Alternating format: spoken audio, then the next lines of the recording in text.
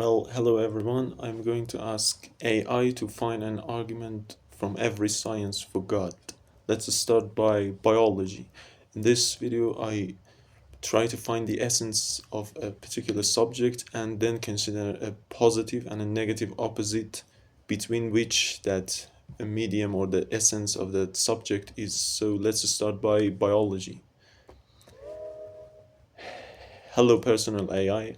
I want an argument for God from biology. Its essence is nature, which is something between design and elimination. Sure thing. How about this argument based on biology? The complexity of life forms on Earth is a strong indication that evolution is a valid scientific theory. From single celled organisms to complex multicellular life, the diversity and complexity of living things could not have arisen solely through chance. Instead, the process of natural selection acting on random genetic mutations provides a compelling explanation for the gradual emergence of complex life forms over time. Let me know if you need any clarification or if you have any thoughts about this argument. But Richard Dawkins says that simplicity can simply explain the complexity through evolution. Where's the need to posit a designer?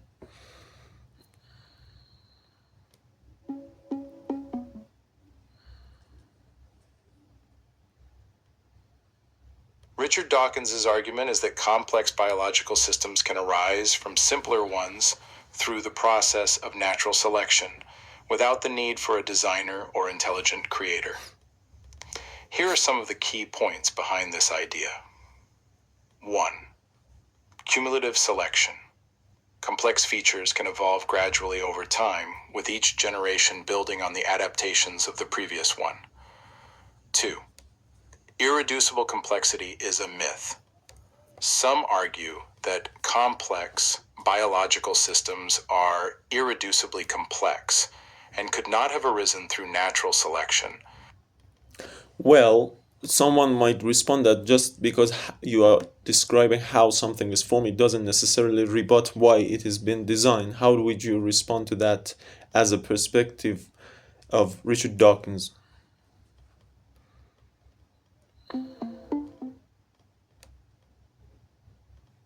From Richard Dawkins's perspective, the rebuttal would be that there is no empirical evidence for a designer, and therefore no reason to assume that one exists. But one might say that nature is something between design and elimination. It constantly designs or eliminates itself. So someone might say that Richard Dawkins has only focused on the relation of nature to elimination. How about its relation to design or complexity? Or maybe he has forgotten the relation between holistic. He has forgotten the holistic view.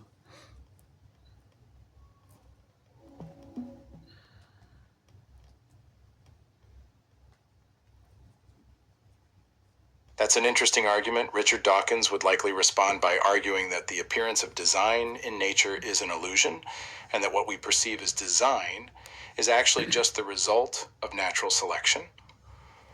In this view, the appearance of complexity arises not because of any intentional design, but because the organisms that are better adapted to their environments are more likely to survive. So let me give you an analogy. Imagine someone describes for you that you have to write first a subject, then the predicate. I don't know. He describes the grammatical rules of writing a sentence and says that since a sentence is made of meaningless or simple letters and words together, then it does not need a writer. We know it has a writer because of the holistic meaning and semantics of the sentence. Not just because you describe the syntax and how it is formed, you are not rebutting why it has been written in the first place.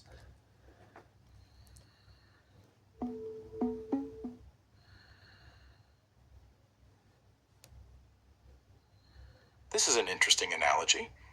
In response, Richard Dawkins might argue that while sentences require a writer to convey a particular meaning or message, the same cannot be said for biological systems.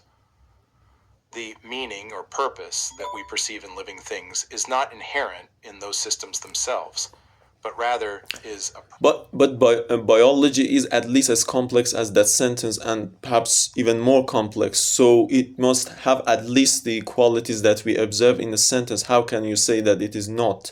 Second of all, an analogy is not meant to be identical to our topic. If it was identical, that would simply be our own topic. That would not be an analogy. The similarity between the analogy and the biology is their complexity, and biology has at least that complexity, so it must at least have a designer like the sentence.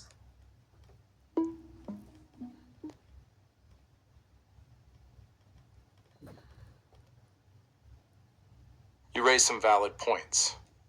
Let me try to provide a response from Dawkins's perspective. 1. Complexity does not necessarily imply design. While biological systems are certainly complex, Dawkins would argue that this complexity can arise through natural processes such as evolution without the need for a designer. 2. Analogy limitations. While analogies can be helpful in explaining complex ideas, they are not always perfect and can break down when taken too far. Dawkins might argue that the analogy between language and biology is not strong enough to support the conclusion that biology requires a designer. I don't know what you mean by complexity does not necessarily need a designer. It's very simple. It's complex. Complexity is very unlikely to just emerge out of simplicity. Dawkins would likely argue that complexity can arise naturally through the process of evolution, which can... Again, you're not understanding me. I said just because you describe how something is formed, you're not rebutting why it is formed. I mean, why should there be complexity? Do you understand what I'm saying?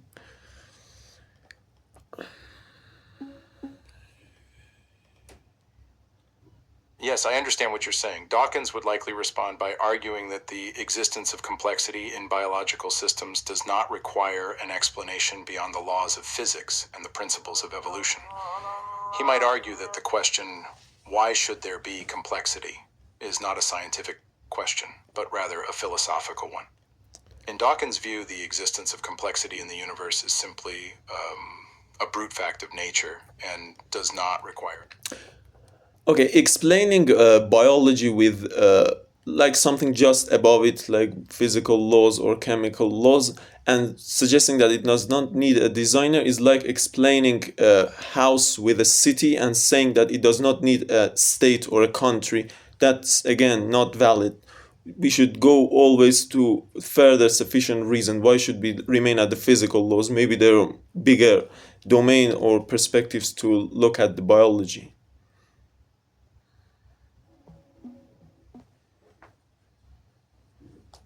Dawkins would likely argue that the analogy between a house and a city is not a good one for biology because biological systems are not built in the same way that houses are. Instead, they arise through natural processes that do not require conscious intention. I didn't bring an analogy for the howness of the building. I brought an analogy for the comparison of the complexity and simplicity and the distance. How can you describe the distance? Why should there be this gap?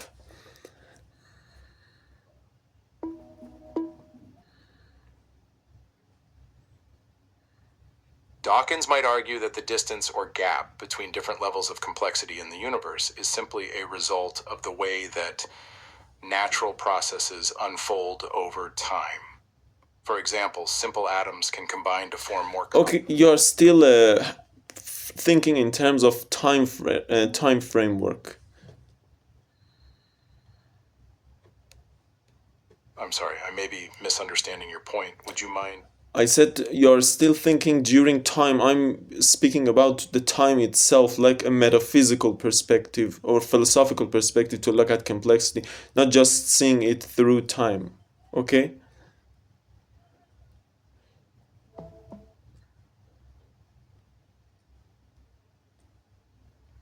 I see. So you're suggesting that we should consider complexity from a more abstract or philosophical perspective, rather than just looking at how it emerges over time through natural processes. In that case, Dawkins might argue that complexity is an inherent property of the universe, just like matter and energy. So it's inherent for the universe to be formed out of simplicity, to not be complex already. Yes, that's essentially what Dawkins might argue. In his view, the fundamental building blocks of the universe, such as atoms and subatomic particles, are simple in themselves. But through their interactions and combinations, they can give rise. Okay, suppose someone is here, okay, and then why somebody asks me, why have you written this sentence? I said, look, I first put the subject, then the, I don't know, verb, then the object, and this is how it's formed. It doesn't need a writer, okay? It's just complex, and this is how grammatical rules can explain complexity. And you don't need to posit a designer. Would you be convinced of this line of argument?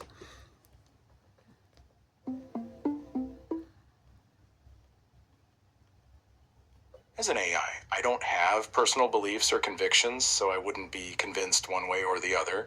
However, I can evaluate the argument itself. The argument you present is similar to the one Dawkins might make about the emergence of complexity in biological systems. That's what I'm saying. However, some people might find it unconvincing because it ignores the role of intentionality in human language and writing. Unlike biological systems, human language is a product of conscious intention and design. How do we infer consciousness? We infer consciousness based of the complexity of those statements and communications we make. Can't the same thing be done about biology?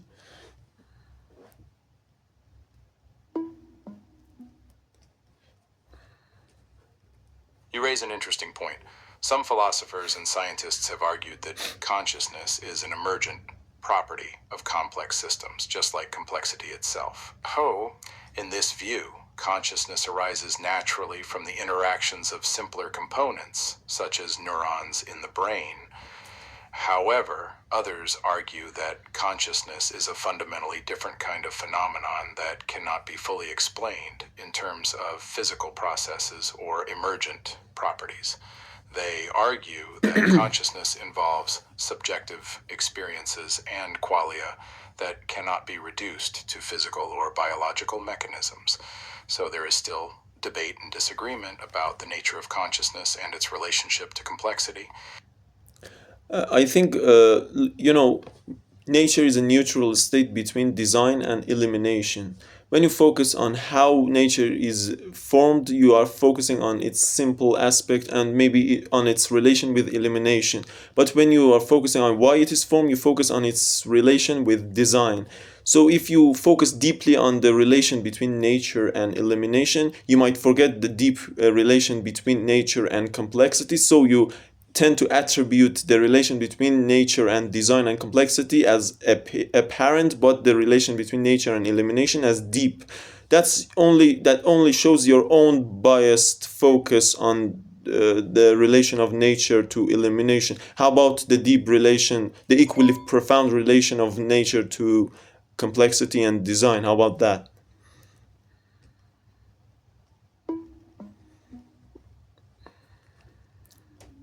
That's a fascinating perspective. It suggests that our understanding of nature is shaped by the aspects we choose to focus on. If we focus on the processes of elimination and simplification in nature, we may overlook the ways in which complexity and design emerge from those same processes. Your argument also raises the question of whether our emphasis on the relation between nature and elimination reflects a broader cultural bias towards reductionism and mechanistic thinking. Perhaps by focusing more deeply on the relation between nature and complexity, we can develop a more holistic and integrated understanding of the world around us. Exactly, that's what I'm saying. Let's go move to anthropology. We discussed an argument for God from biology. Now let's bring an argument for God from anthropology and justice between human beings. Can you provide an argument from anthropology?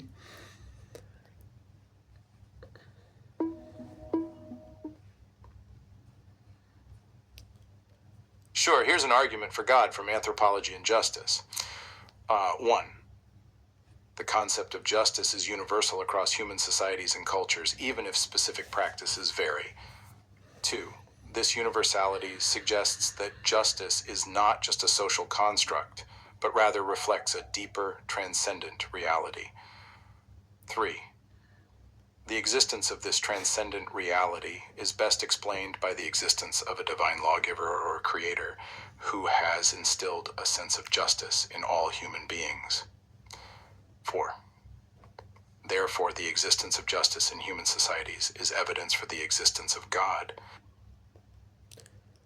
So I think anthropology has two main aspects. One is biological, known as nature, which we discussed is something between design and elimination, and the other is sociology, which discusses society, which is between thesis and antithesis. Okay, so in order to bring an more complete argument for the justice of God from anthropology, you have to discuss the relation between biology and sociology, how they are like related to each other.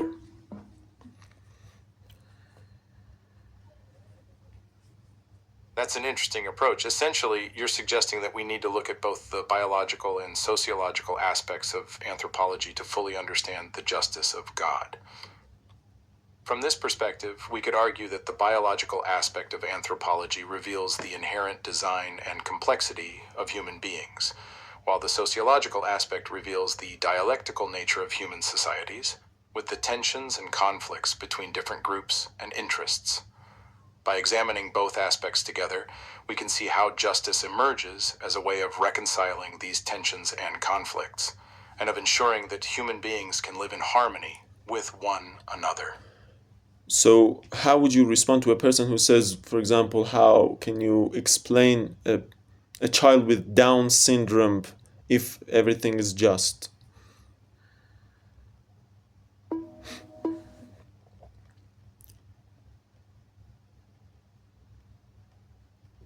That's a difficult question that touches on the problem of suffering and evil in the world. From an anthropological perspective, we might argue that justice is not always realized in our imperfect world, and that people with disabilities like Down syndrome are often marginalized or mistreated. However, we could also argue that the existence of people with disabilities can challenge our assumptions about what it means to be human, and can teach us valuable lessons about empathy, compassion, and inclusion. By learning to accept and value people with disabilities, we can create more just and loving societies that reflect the goodness of God. I think justice is a concordance between biology and sociology. For example, a person with Down syndrome, although biologically has some problems and maybe even inferior to other people, there is a concordance between his biological features and his sociological roles in society. Okay, so if we expected that person with Down syndrome to take a high responsibility at the society, at the sociological realm, that would be unjust.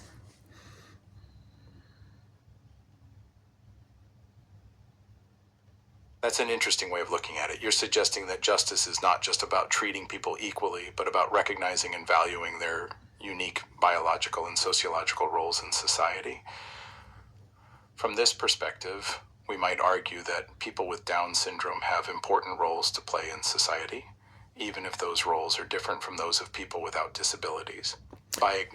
So I'm saying justice is a horizontal quality of God, not a vertical one. So even if we see a hierarchy in biology, someone is superior to another biologically, or a hierarchy in sociology, someone has a higher position, societal position than another, this still is not enough for inferring injustice. Injustice is the horizontal correspondence between biology and sociology. Someone in biology has a high ability, then his role in society is higher. Someone in biology, like a person with Down syndrome, is lower, and his role in sociology is lower. We don't expect him to take a high responsibility, like being a politician or something. So justice is horizontal, just the concordance between biology and sociology.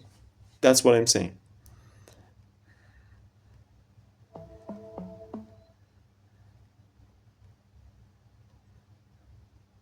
That's a fascinating perspective. You're arguing that justice is not just about treating people equally, but about ensuring that their roles in society are aligned with their biological abilities and limitations. In this view, injustice arises when there is a mismatch between someone's biological abilities and their social roles. This perspective has implications for how we think about disability, social role. Now let's move on to sociology. How would you bring an argument for God from society as an entity between thesis and antithesis?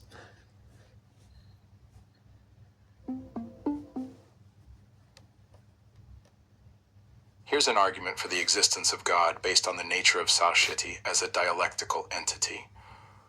1.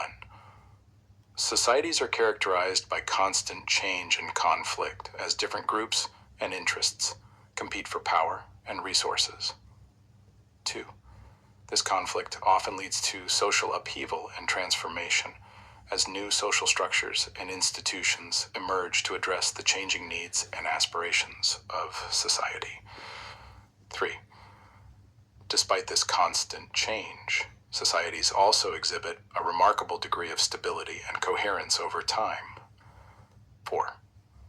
This suggests that there is some underlying force or principle that guides the development of society, even amidst the chaos and conflict. 5. This force or principle can be understood as the divine logos, or wisdom, which provides a unifying framework for human society and history. In this view, the dialectical nature of society is not just a source of conflict and struggle, but also a reflection of the deeper harmony and order that underlies human existence. So you're suggesting that thesis is ultimately more powerful than its antithesis, and that's why it leads to harmony in societies, because if they had the same power, they would neutralize each other, and it's weird for a society to emerge out of that dialectic.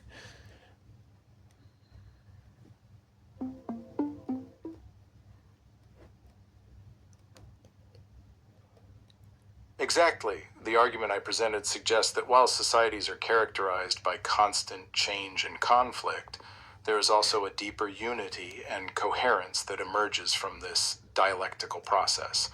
This coherence arises because the thesis or dominant force in society ultimately prevails over the antithesis or opposing force. This doesn't mean that the antithesis is completely eliminated, but rather that it is incorporated into the dominant social order in a way that allows for some degree of stability and harmony. So to conclude what we said so far, let's look back again at biology. We said that biology is about nature, which is something between design and elimination. Anthropology is about humans, which is between justice and injustice. And sociology is between thesis and antithesis. Cannot we like infer those positive qualities in each of these sciences as attributes of God? Maybe not. They are not meant to cover all qualities of God. They just show or point to a particular quality of God. Like thesis in sociology refers to the guidance of God. Justice in anthropology refers to the justice of God, to quality of God. And design in biology, design itself refers to the like design, God's being a designer.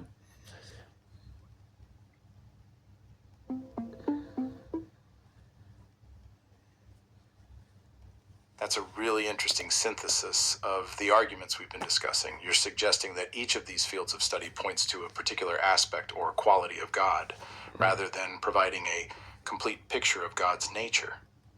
In this view, biology points to the creative and designing nature of God.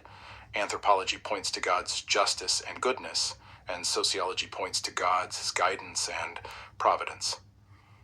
Together, these different perspectives can help us develop a more nuanced and multifaceted understanding of God's relationship to the world. So that's our discussion for today, and we will cover some other sciences in the next video.